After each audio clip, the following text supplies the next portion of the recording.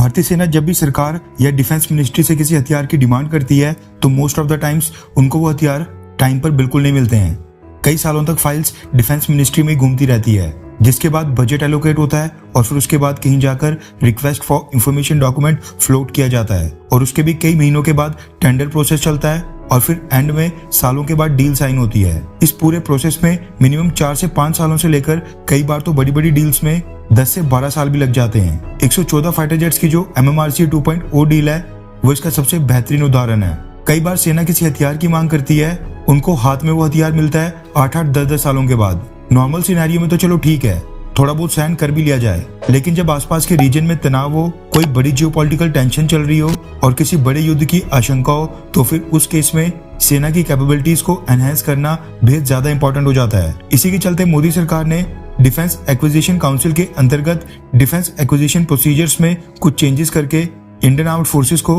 Emergency procurement की कुछ powers दी थी, जिसके तहत इंडियन आर्म्ड फोर्सेस को किसी भी समय कॉम्बैट रेडी रखने के लिए, ऑपरेशनल कैपेबिलिटीज और रेडीनेस को एनहेंस करने के लिए 300 करोड़ रुपए तक के जिन भी हथियारों की जरूरत पड़े वो बिना मिनिस्ट्री ऑफ डिफेंस की क्लियरेंस के हथियार निर्माता कंपनी से डायरेक्ट प्रोक्योर करने की परमिशन थी। ये इमरजेंसी पावर्स दी गई थी सबसे पहले साल 2016 में, जब उड़ी इंसिडेंट के बाद भारत ने पाकिस्तान के अंदर घुसकर सर्जिकल स्ट्राइक्स की थी। उसके बाद साल 2020 में गलवान घाटी की घटना के बाद जो टेंशन हो गई थी चाइना प्लस पाकिस्तान के साथ 2 फ्रंट वॉर के खतरे को देखते हुए, उस समय भी भारतीय सरकार ने इंडियन आर्म्ड फोर्सेस को इमरजेंसी पावर्स दी थी। मोदी सरकार के सेना को इमरजेंसी प्रोक्योरमेंट पावर्स देने के पीछे का एम था कि हथियारों का ऑर्डर सेना की डिमांड के 3 महीनों के अंदर प्लेस हो जाए और डिलीवरी 1 साल के अंदर शुरू भी हो जाए। इंडियन आर्म्ड फोर्सेस के तीनों अंग आर्मी, एयरफोर्स और नेवी तीनों मोदी सरकार के इस कदम से काफी खुश थे और अब खबर निकल कर आ रही है कि मोदी सरकार फिर से यही कदम उठाने जा रही है। रेफरेंस के लिए आपकी स्क्रीन के ऊपर द इकोनॉमिक टाइम्स के आर्टिकल का स्क्रीनशॉट है, जिसके मुताबिक